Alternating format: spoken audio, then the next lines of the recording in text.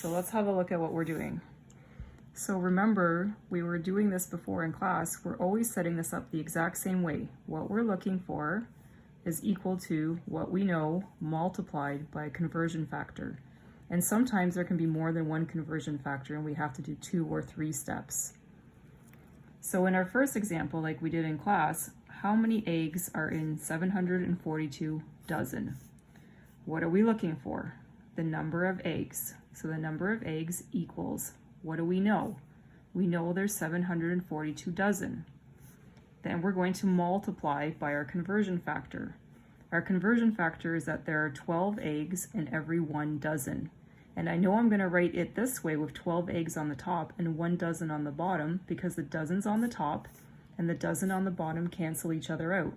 That way I'm left with eggs. So I punch this into my calculator and I get 8,904 eggs. However, this number here has 3 significant figures. 12 eggs is an exact number, so it's got an infinite number of significant figures. So my lowest number of significant figures is 3, which means my answer can only have 3 significant figures. So I really have to write this down as my final answer, 8.90 times 10 to the 3 eggs. I don't even need to write this step, but I just wanted to show you guys because that's what your calculator will show you. Okay, let's try another one that involves 2 steps. So now it asks us how many seconds are in 1.33 hours.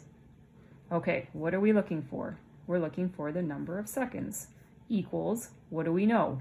There's 1.33 hours. Then we're going to multiply by our conversion factor. We know that there are 60 minutes in 1 hour. I'm putting it this way so that hours cancels out with hours. That leaves me in minutes, but I don't want to be in minutes. I'm looking for the number of seconds. So I have to keep going. Multiplied by, there's 60 seconds for every 1 minute. Now minutes cancels with minutes and I'm left with seconds. Great, that's what I'm looking for. So I punch this into my calculator, 1.33 times 60 divided by 1 times 60 divided by 1 gives me 4,788 seconds. But this has 3 significant figures.